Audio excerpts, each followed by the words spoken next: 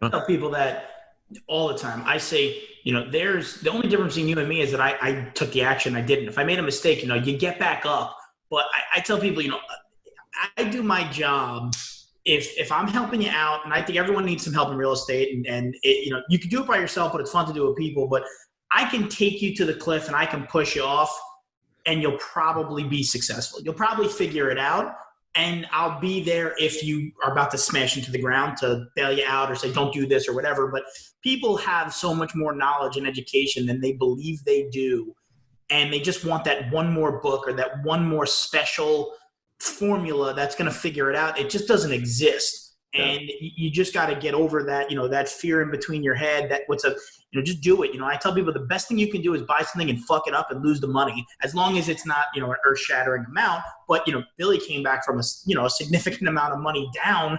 So, if people say you don't want to lose 20 grand, I think that they can get over that. And I'm glad you brought it up, because you're coming from a totally different position of, completely changing, where you were to where you are, which is awesome. Yeah. It's people can't be afraid to fail. You have to fail often, fail frequently, and fail forward. And so you nailed it before what you said, John, is a lot of people, all they want to do is find that next thing to study or to learn. And all that's really is they're afraid to take action. They're afraid to take action because they're fearful of failing.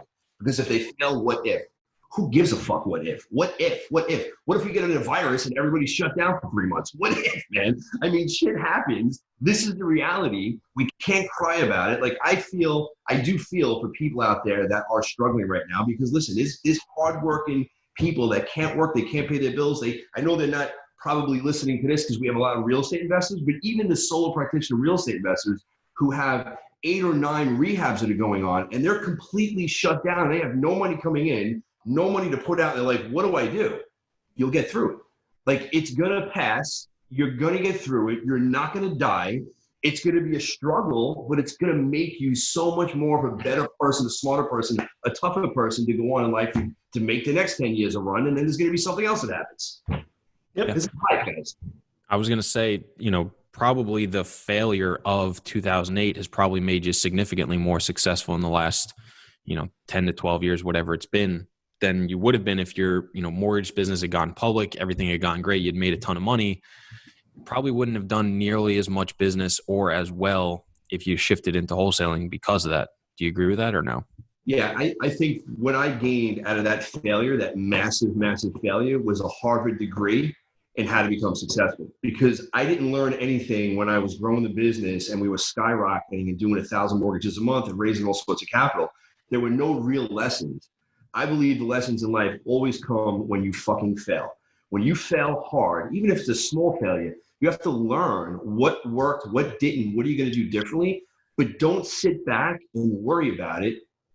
Pick yourself up and take action to get to the next level. When I get into this, I do wholesaling, I do renovating, I do buy and holds, I dabble in your space. Like, I believe if you have a business model in real estate, you have to have a focus. And my first 7 years in this business, I didn't lose focus. All I did was renovate and wholesale. It took me 7 years to start buying and acquiring single families. Then it took me another 3 years to get into the space you're in. Some mixed use, small apartments, but I'm not a master at it. I didn't want to take my focus off of what I was doing. A lot of guys in this space, what they do also is they have that red shiny object. They'll go to a course and they'll do lease option. They'll do subject to. They'll do tax lien. They'll do apartment investing. They'll do mobile home parks. They'll do storage facilities. Like, if you're going to get into the space, pick a niche that you're going to focus on.